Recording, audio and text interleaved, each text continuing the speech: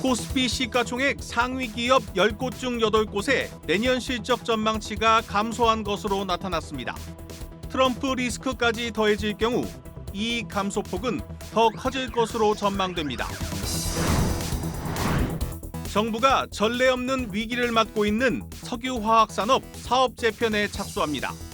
세제와 금융 지원을 통해 기업 간 인수 합병을 유도하겠다는 전략입니다. 은행들이 앞으로 3년간 자영업자 25만 명에게 2조 원 안팎의 금융 지원을 하기로 했습니다. 하지만 금융당국이 강제하는 사회환원이라는 비판도 나오고 있습니다. 삼성전자가 최첨단 파운드리 2나노 공정에 집중하기로 했습니다. 투자를 줄이는 대신 내년 상용화가 예상되는 2나노 생산 능력 확보에 사활을 걸었습니다.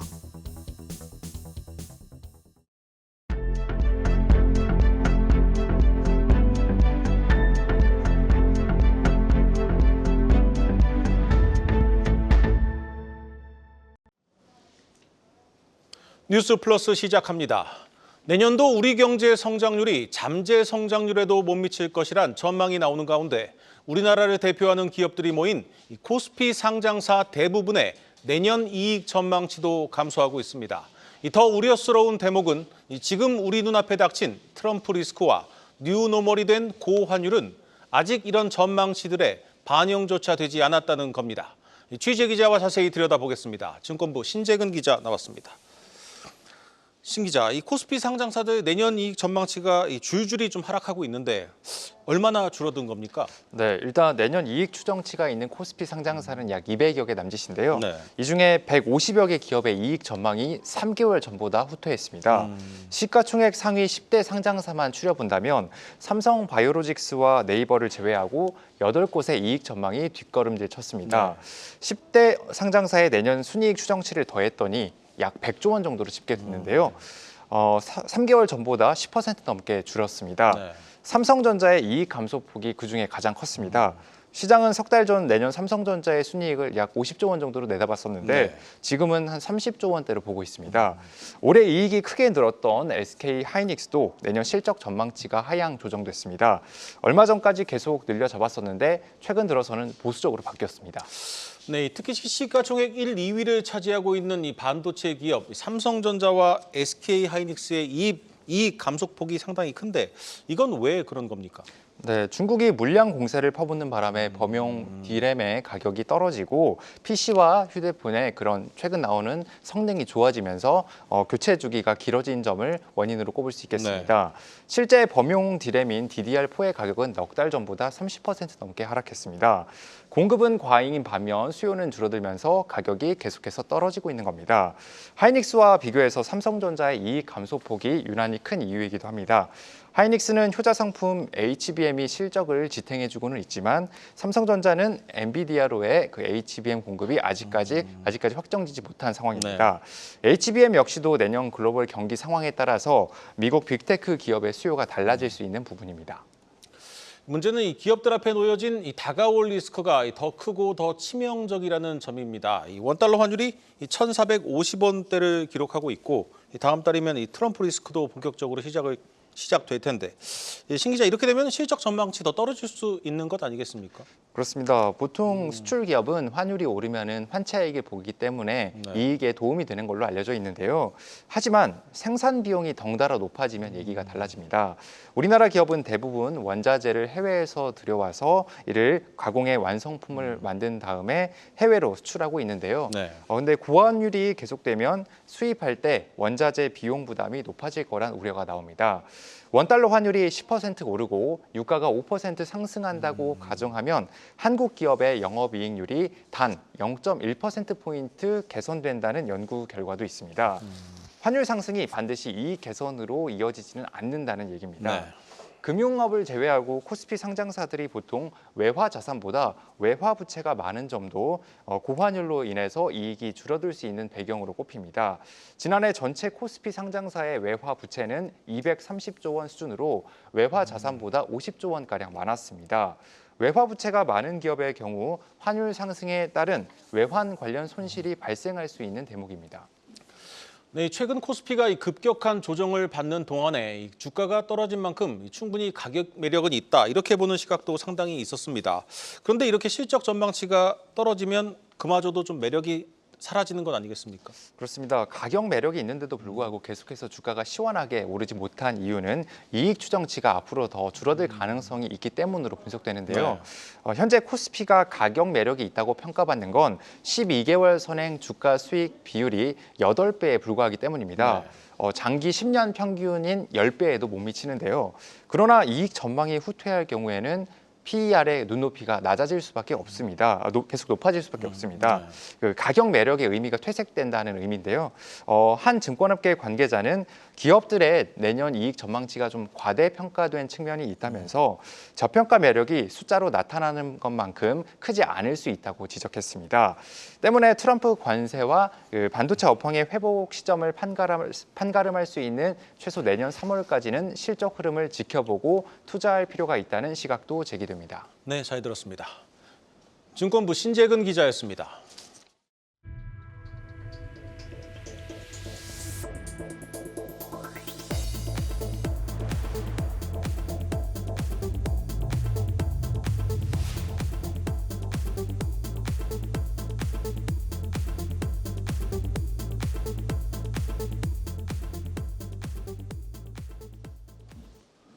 은행들이 연체나 폐업 위기를 맞은 자영업자 25만 명에게 앞으로 3년간 2조 원 안팎의 금융 지원을 하기로 했습니다. 하지만 금융당국이 또다시 팔을 비틀어 나온 강제 사회 환원이라는 비판도 나오고 있습니다. 김예원 기자입니다. 은행권이 내년에 소상공인 25만 명의 대출액 14조 원에 대한 이자 부담을 경감하는 금융 지원에 나섭니다. 이를 위해 3년간 연 6천억 원에서 7천억 원을 투입할 예정입니다. 은행장들은 오늘 김병환 금융위원장 등과 간담회를 열고 이 같은 금융 지원 방안을 발표했습니다. 우선 채무 조정 대상을 대출 상환이 어려울 것으로 예상되는 소상공인으로 넓혀 장기 분할 상환, 금리 감면 등을 지원합니다. 폐업한 소상공인에 대해서는 대출금을 천천히 갚을 수 있도록 3% 수준 금리에 최장 30년 이내에 갚을 수 있도록 했습니다. 이와 함께 재기 의지가 있는 사업자들이 추가 사업 자금을 받을 수 있도록 약 1조 7천억 원 규모의 상생 보증 대출 상품도 마련합니다. 앞으로 3년간 상생금융을 위한 은행권의 지원 규모는 2조 원을 넘어설 전망입니다. 이는 올해 1년간 진행된 소상공인 이자 환급 등 민생금융 재원과 비슷한 규모입니다. 금융당국은 이번 지원 방안이 이자 환급과 같은 일회성이 아닌 차주의 상황에 맞는 보다 지속 가능한 맞춤형 지원책이라고 강조했습니다. 단기적으로는 은행권에서 부담을 느낄 수 있으나 성실한 상환이 이루어져 연체나 부실 가능성이 줄어드는 경우 은행, 소상공인, 우리 경제 전반의 부채 리스크가 축소될 수 있다는 측면에서 보다 상생에 더 부합되는. 다만 3년간 2조 원이란 금액은 각 프로그램 신청률을 20에서 30%로 설정하고 추산한 금액입니다. 소상공인의 신청이 더 많아지면 그만큼 은행이 부담할 재원도 늘어날 수 있는 겁니다. 은행권에선 이 같은 상생금융이 고금리 시기 일회성 지원이 아닌 정례화 수순을 밟을 수 있다고 우려하고 있습니다. 작년에는 현금성으로 환급이 딱 나간 거잖아요. 작년 대비해서는 덜하긴 하지만 소상공인 고액분들이나 이런 것들이 어려우시니까 저희가 적극 지원하는 건 맞지만 부담이 아예 없지는 않는 건 맞아요. 금융당국은 은행들이 뜻을 맞춰 자발적으로 시행하는 거라며 정례화에 대한 계획은 전혀 없다고 해명했습니다. 한국경제TV 김예원입니다. 삼성전자가 반도체 위탁 생산, 파운드리 경쟁력 확보를 위해 최첨단 2나노 공정에 집중하기로 했습니다. 사실상 실패한 3나노를 뛰어넘어서 내년 상용화 예정인 2나노에서 승부를 보겠다는 겁니다. 생산 능력 그리고 수율 확보에 사활을 걸었습니다. 정재홍 기자입니다. 삼성전자와 SK하이닉스가 미국 반도체 보조금 지급을 매듭지었습니다. 미국 인디애나주에 첨단 패키징 공장을 짓는 SK하이닉스가 총 4억 5,800만 달러, 텍사스주에 투자하는 삼성전자는 47억 4,500만 달러를 미국 정부로부터 받게 됩니다. SK하이닉스의 지원금은 800만 달러 늘었지만 삼성전자의 보조금은 당초 약속된 금액보다 우리 돈으로 약 2조 5천억 원가량 삭감됐습니다. 2030년까지 440억 달러가량을 투자하기로 한 원안보다 투자 금액이 370억 달러로 줄어든 영향입니다. 별도로 대출 지원은 받지 않으면서 전체 투자 대비 보조금 지급 비율은 다른 기업들보다 높게 책정됐습니다. 삼성전자는 이르면 2026년 가동을 시작하는 미국 테일러 파운드리 공장에서 최선단 2나노 공정 양산에 집중할 방침입니다. 이는 당초 4나노 공정과 병행 양산하려던 계획을 대폭 수정한 것입니다. 최초 상용화한 3나노 GAA 공정이 수율 난항을 겪으면서 사실상 실패하자 2나노 공정에서 빅테크 수주를 늘려보겠다는 시도입니다. 문제는 마찬가지로 내년 2나노 공정 양산을 준비 중인 대만 TSMC가 이미 애플 등 다수 고객사를 확보하고 있다는 점입니다. 3나노 공정을 독점하다시피 한 TSMC는 2나노 공정 수요가 더 클 것으로 보고 생산 능력 확대를 준비 중입니다. 최선단 공정 경쟁력이 떨어진다는 지적에도 중국의 거센 추격까지 받고 있는 삼성전자 파운드리 사업부로서는 선택지가 많지 않습니다. 마침 HBM4부터 선단 공정이 적용되기에 메모리 경쟁력 복원을 위해서라도 최선단 공정 기술력 확보는 필수입니다. 삼성전자와 TSMC는 내년 상반기 2나노 공정 시험 생산을 시작합니다.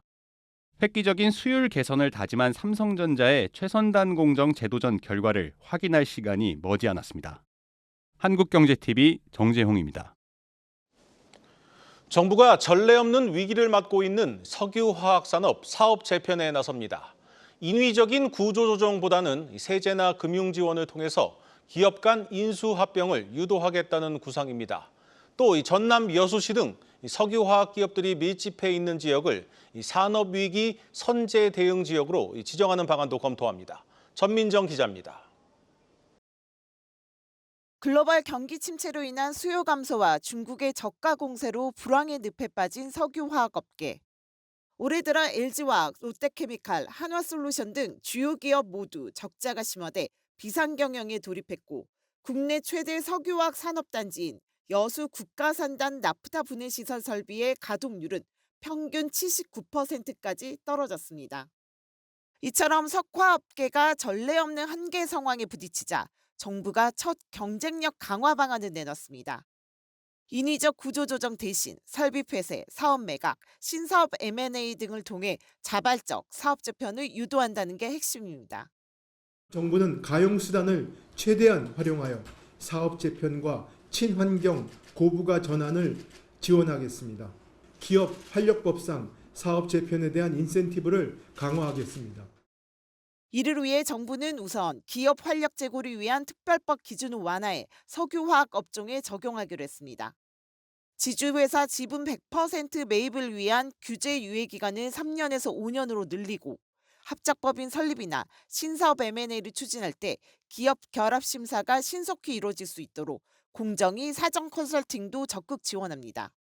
특히 설비 투자나 R&D 운영 자금 등에 대해 저리 대출을 해주는 방식으로 총 3조 원 규모의 정책 금융도 공급하고 공장 가동이 멈춰서며 위기감이 고조되고 있는 전남 여수시 등을 산업위기 선제 대응 지역으로 지정하는 방안도 추진됩니다. 이와 함께 레드오션으로 평가받는 범용 석화 제품 생산 체계를 고부가 가치 스페셜티 제품 중심으로 전환하도록 전략기술 발굴과 펀드 조성 등을 통한 R&D 지원에도 나서기로 했습니다. 당초 탄핵 정국에 해를 넘길 것이란 우려와 달리 정부안이 연내 발표되면서 석유화학 업계는 대체로 당면한 위기 극복에 도움이 될 것이라며 환영의 뜻을 나타냈습니다. 다만 업계의 자유를만 맡기기엔 한계가 분명한 만큼 공정거래법 독과점 규제를 한시적으로 유예하는 등 구조조정에 준하는 정부 차원의 파격적인 조치가 필요하다는 지적도 나옵니다. 한국경제TV 점정입니다. 뻥튀기 상장 논란을 빚은 반도체 설계 기업 파두와 상장 주관사를 맡은 NH투자증권의 관계자들이 어제 검찰에 넘겨졌습니다. 이 IPO 기업에 대한 투자자들의 신뢰를 단숨에 꺾어버린 사건인데 취재 기자와 자세히 들여다보겠습니다. 증권부 최민정 기자 나왔습니다. 최 기자, 사실 이 파두가 매출 급감을 고의로 은폐했는지 여부가 좀 핵심 쟁점인데 계속 이 정상 거래는 되는 겁니까? 네, 한국거래소 취재 결과 현재 거래 정지나 상장 폐지 가능성은 없는 것으로 파악됐습니다. 파두가 상장한 방식은 기술 특례의 상장으로 일반 상장 제도와 달리 미래 예상 매출액이 거래소의 상장 심사 요인에서 제외되기 때문인데요. 즉 예상 매출액과 실제 매출액의 차이가 커도 상장 자격에는 문제가 없는 겁니다. 한국거래소 관계자는 상장 당시 파두의 직전 분기 매출액은 약 180억 원으로 우수했고 또 기술평가도 좋았던 기업이라며 예상 매출액에 대해선 심사 대상으로 두고 있지 않아 별도의 시장 조치 대상이 아니다라는 입장을 전했습니다.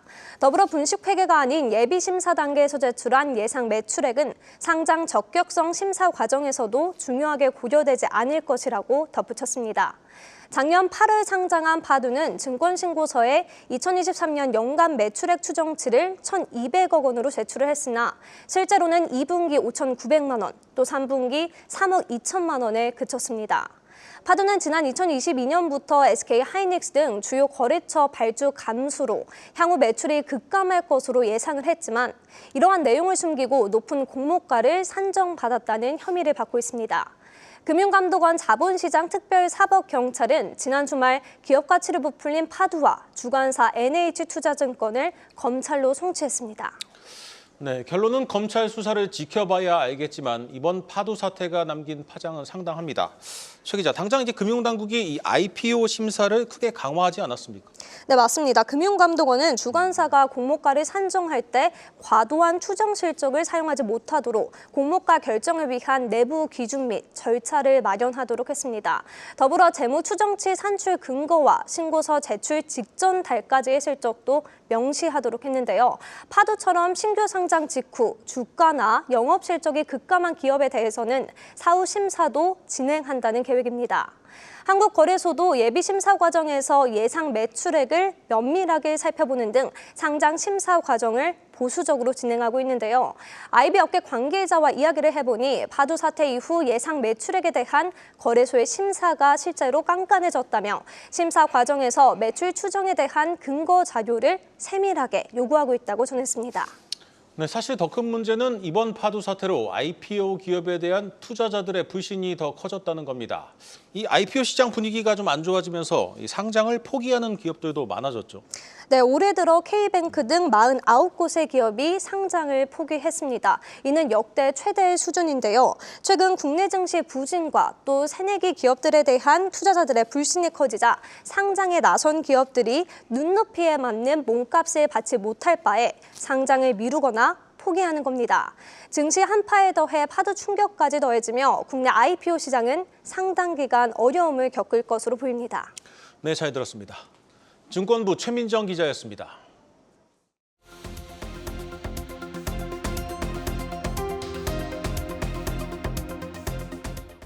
가뜩이나 어려운 경제에 계엄 사태 여파까지 겹치면서 추경을 하자는 주장이 잇따르고 있죠. 나라 살림을 꾸려가는 기재부 부정적입니다. 최성무 부총리는 정부의 적극적인 역할을 다짐했지만 추가 예산 편성에는 선을 그었는데요. 본 예산 조기 집행이 먼저라는 기존 입장을 다시 한번 강조한 겁니다. 내년 연초 추경론에 본격적인 불씨를 댕긴 건 한국은행입니다. 국회가 대통령 탄핵 소추안 가결을 다음 날 추경 등 경제정책을 빨리 추진해야 한다는 보고서를 내놓은 데 이어서 이창용 한국은행 총재가 직접 추경을 비롯한 경제법안이 여야 합의로 빨리 통과되는 모습을 보여줘야 한다고 말한 건데요. 정부 안에서도 미묘한 기류 변화가 감지됩니다. 이달 초까지만 해도 추경에 부정적이었던 한덕수 국무총리가 경제계 인사들을 만나서 재정 역할을 마다하지 않겠다는 입장을 보인 겁니다. 직접적인 언급은 피했지만 식어가는 경기를 두고만 볼 수 없다는 판단으로 풀이됩니다. 국회에서도 공방은 한창인데 당장 야당은 경제가 IMF 때만큼 어려운 상황이니 반드시 추경을 해야 한다고 정부를 압박합니다. 국민의힘은 가맹 예산을 단독 처리하자마자 추경을 하자는 게 말이 되냐면서 내년 3월이나 6월에 가서 논의해도 늦지 않다고 맞섭니다. 내년도 본예산 집행계획 준비도 안 된 시점에서 추경 논의는 이르다는 거죠. 실제로 기재부는 1월 1일부터 당장 본예산을 쓰기 위해 서두르고 있습니다. 회계 연도가 시작하기 전에 11조 원 넘는 예산을 미리 배정하는 등 집행 시간을 줄이는 데 집중하는 중입니다. 앞서 추경론이 고개를 들 때마다 정부는 요건에 맞지 않다는 점을 들어서 불가 입장을 고수해온 바 있죠. 내년 전망이 갈수록 어두워지는 가운데 재정 건전성을 이유로 가라앉는 경기를 두고만 볼 수도, 그렇다고 그간 강조해온 기준을 버리고 추경에 나서기도 어려운 모습입니다. 지금까지 세종 스튜디오에서 전해드렸습니다. 정부가 줄도산 위기에 놓인 건설 산업에 활력을 불어넣기 위해서 공공공사의 공사비를 현실화하기로 했습니다. 또 일감을 늘리기 위해서 사업성이 낮아 방치된 노후 빌라촌 재정비 사업도 본격 착수합니다. 방서우 기자입니다. 내년 1월부터 공공공사 진행 시 오른 단가와 물가 상승분이 공사비에 제때 반영될 예정입니다. 국토교통부는 그간 건설사들이 공사를 수주해도 이유는커녕 역마진을 걱정해야 할 만큼 수익성이 악화됐다는 지적에 따라 공사비 산정에 필요한 기준을 개선하기로 했습니다. 공사 여건에 따라 공사비를 더 받을 수 있다는 건데, 가령 공동주택에서 층별로 구조가 달라질 경우에도 공사비가 할증됩니다. 물가 상승분 반영 시에는 GDP 디플레이터를 적용하기로 했습니다. 현행 기준에 따르면 증가율이 낮은 지표를 반영해야 하기 때문에 물가 급등기의 가격을 제대로 반영할 수 없었습니다. 이 밖에 중소규모 공사에 한해 공사비의 5% 정도인 일반 관리비 요율을 8%까지 높이고, 종합심사 낙찰제 공사의 낙찰률도 80% 후반으로 상향합니다. 국토부는 이를 통해 최대 6.5%의 공사비 상승 효과가 있을 것이라고 분석했습니다. 기존에 200억 원짜리 청사 공사를 맡았던 건설사라면 바뀐 기준에 따라 213억 원까지 받을 수 있다는 겁니다. 자금난에 시달리는 건설사들의 투자 여건도 개선합니다. 민간 부분에서 신속공 지원을 하고 공사 중단 최소화하고 중소건설사 대상으로는 지방 건설 현장의 보증 수수료를 최대 20%까지 한시적으로 할인해서 건설사 유동성을 지원하겠습니다. 국토부는 또 대규모 정비 사업이 불가능했던 노후 빌라촌을 대상으로 한 뉴빌리지 사업에도 본격 착수했습니다. 선도지구로 선정된 전국 32곳은 종상향 수준의 용적률을 적용받아 아파트 단지 못게 재탄생할 전망입니다. 전문가들은 공공공사 의존도가 높고 사업 규모가 상대적으로 작은 건설사들이 수혜를 입을 수 있다고 봤습니다. 한국경제TV 방서우입니다. 오늘 준비한 뉴스 플러스는 여기까지입니다. 함께해 주신 여러분 고맙습니다.